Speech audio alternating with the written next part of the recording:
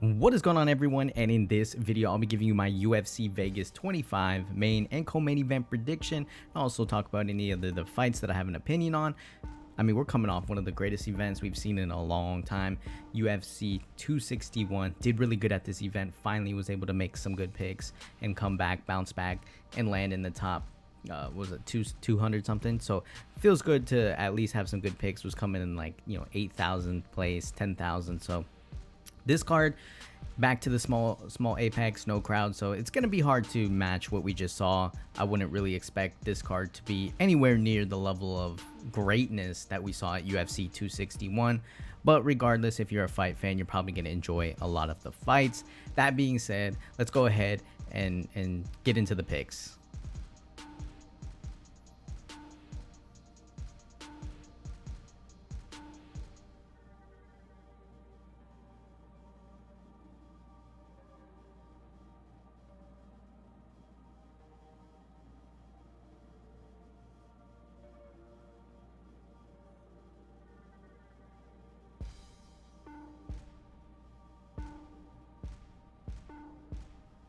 So for the first fight, I just want to mention, first fight I just want to talk about real quick is Stamen versus Morab. This fight is one of those where, obviously Stamen 19-3, good record, but Morab is one of those guys. He's going to go in there, he's going to grind him out. And Stamen's not knocking people out. I don't really see him knocking out Morab. I think Morab's grind, small octagon. He's just going to be grinding on Stamen the whole time, getting in his face, landing a lot of the takedowns. And Stamen's not really going to be able to, I don't think, hurt him. I think he's going to be just, it might not be an exciting fight at all, but it'll be one hell of a grind by Morab. Strickland versus Jocko. I think if Strickland can just kind of piece him up, whether he's able to finish Jocko or just kind of just dominate him for 3 rounds in the boxing realm, I think he can piece this guy up if he can keep him on the back foot. Jocko, you never know, could land something, but I think overall on paper, Strickland's going to be the more busy fighter. He's going to have the higher output, and he's really going to just piece him up. So Sean Strickland in that one. Not by finish. I'll take him to win by a decision. Same thing with Morab. I'll take him to win by a decision.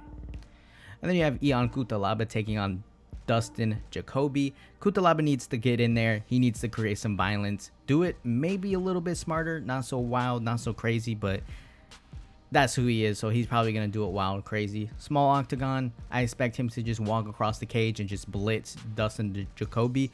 Whether Jacoby can hold on and make Cutelaba kind of gas out, and then at that point, it's anyone's fight. We'll have to see. But I think with a smaller octagon, I think we're just going to see Cutelaba just go in there. He has to win this fight, create violence, hopefully not get knocked out. And obviously, I mean, I'll go with Ion Cutelaba to defeat Dustin Jacoby. Round 1, KO, TKO. And then move on into the co-main event of the evening. We have Swanson coming in as the underdog in this fight, taking on Jakadzi. And for this fight, this is one of those things where you look at it on paper, you hear like, oh, Jakadzi, he's got the nasty kicks, he's got the dominant striking, fast striking. Swanson, he's on his way out or whatnot. But for Swanson, if you didn't know, he's coming off of a knockout victory against Daniel Pineda, and he defeated Kron Gracie by a decision. So he's definitely a fighter that he's not absolutely trash. He's not one of these guys who just keeps getting knocked out left and right. Even if you look at the 4 fights he lost against Shane Burgos, Renato Moicano, Frankie Edgar, Brian Ortega, he lost 2 of them by this submission, and then 2 of them by a decision. And that's top level competition. He's not getting knocked out left and right. He beat Artem Lobov by decision. Dooho Choi, remember that war, by decision. So he's not getting knocked out left and right. And he's fought Max Holloway, and he's fought Frankie Edgar twice. He's fought Jeremy Stevens. Dustin Poirier won that fight by decision. Obviously, that was earlier on. But he's fought the very best of competition. He's been in there for a long time. He's going to have the experience advantage. And I think in this fight, we're really going to see if Jakadzi has good takedown defense. And not just like, oh, I defended 1 takedown. But, over time, I think Swanson, if he can close the distance, because that's the thing with the smaller octagon. It's interesting to see, because if Jakadzi can't create distance, maybe with his kicks and his striking, he might start to get pressed up against the fence and we'll have to see if Jakadzi has had better takedown defense, because Swanson, obviously he can strike, but if he gets in there and he starts getting tagged a little bit too much, he might close the distance and be able to grind this one out for a victory. And that's something that, again, might not be the most exciting thing, but he's going to do what he needs to win. So it'll be interesting to see what happens with that fight. And even with Jakadzi in this fight, it'll be interesting to see, because with Jakadzi, when he fought Omar Morales, he was starting to gas out a little bit. He was definitely gassing out a little bit. He started headhunting a little bit in that fight. Obviously, with Jamie Simmons, he was able to go in TKO, head kick, punches, finish that fight. But Cub Swanson, man, he's tough. You know, he's not one of these older guys who's getting knocked out in his past 5 fights.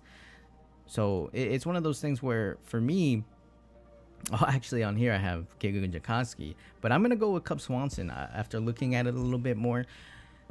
I just don't want to count him out, because it's one of those things where I'm not saying Giga is a bad fighter at all. He could very well go into this fight, knock him out, clean him up. But Swanson is tough, man. So I want to see, you know, what Swanson are we getting? Is he going to go down that path, or he just gets head kicked in 10 seconds, knockout, loses the fight? Or are we going to see the veteran here, Swanson, go in, grind this one out, show that he still can compete with the young guys, take this guy out? So we'll have to see, but I'm going to go Cub Swanson on this one. I just feel like he's going to not just get knocked out in 10 seconds with a head kick. I think he's going to hold on here. I think he's going to press forward. I think he's going to make it a war, and I think he can actually get the takedowns in this fight. But like I keep saying, we'll see. So I'll go Cub Swanson. I'll take him to defeat Giga Jakadzi. I'll take him to win by a decision. And then move on into the main event of the evening. We have Dominic Reyes taking on Yuri Prochazka. So for this fight, Reyes, he's obviously, again, another one of these guys. 14 fights, 12 wins. Coming off of a knockout loss against Jan Blachowicz, the champion. Tough guy, veteran in the game. And then before that, he's coming off of a decision loss, which arguably, depending on who you ask, depending on who watched the fight, he won that fight, but he lost to John Jones. Arguably won that fight, though. Before that, Chris Weidman, beat Volkan Ozdemir by decision. Ovince St. Preux, Jared Cannonier, all these guys are tough. You know, he's fighting top-level competition. John Jones going 5 rounds. I think he has the cardio. I think Yuri also has the cardio. I think both fighters, I don't think that's going to be a thing. But with Prochazka, he's very unorthodox. You know, he's playing games left and right. He's running around, and he has the cardio to do all of these things. Is it going to be the smartest tactic against someone who's just going to stand there and be like, what are you doing? I don't think Reyes gasses out like Ozdemir did. Ozdemir definitely gassed out in that fight, and he kind of just he got clipped with the head kick, and then that led to his demise. I don't see the same thing happening here with Reyes. I think Dominic is going to be able to stay in this one, not buy into the games of Prochazka. He's not going to get into all that. He's going to press forward, land the striking. I don't think he's going to rush in either, because we saw how Prochazka, he can definitely he turns around and just tees off on you, catches you with something. The one thing I would like to see Reyes not do is, if he hurts Prochazka, not get crazy, not just like drop your hands, run in after him. I'd like to see him, maybe throw a head kick. Pick your shots, be calm, because I think Prochazka would, he would welcome a brawl or some crazy type of exchange to see if he could get the victory. But I think if Reyes plays this one smart, I think he can definitely hurt Prochazka. I think he can do it early on too. It's a 5-round fight. I don't see it going to a decision. I think someone's going to get knocked out here. I would, and obviously picking Dominic Reyes, I would hope that he's able to not buy into all the running around and the games and everything like that. Pick his shots, hurt him, pick even more shots after you hurt him, and then obviously kind of close it out with a lot of strikes and get a TKO victory in this one. And like I keep saying, I don't think it's going to happen late. I think if this happens, I think Reyes wins early on. So never want to count Prochazka, because you don't know what you're going to get. I don't think the cardio is going to be a problem for him, but his unorthodoxness, and he was getting tagged in that Ozdemir fight. He's definitely capable of being tagged. It's not like he's just able to kind of create chaos, and then when he creates the chaos, and if you're gassing out, he's still playing games, and then he caught Ozdemir. So I don't want to necessarily say that we're going to see Reyes gassing out within the first round. So we'll see what happens, but I'm going to go with Dominic Reyes on this one. I'll take him to defeat Yuri Prochazka. I'll take him to win by KO TKO in round number 2. So that'll do it, guys, for my UFC Vegas 25 whole card predictions for the upcoming event taking place Saturday. Should be, like I said, a decent card. I don't think it's going to be as good as the last one, but I think we'll all be able to enjoy it, have some fun with this card. So thank you guys for watching. Thank you guys for tuning in every week.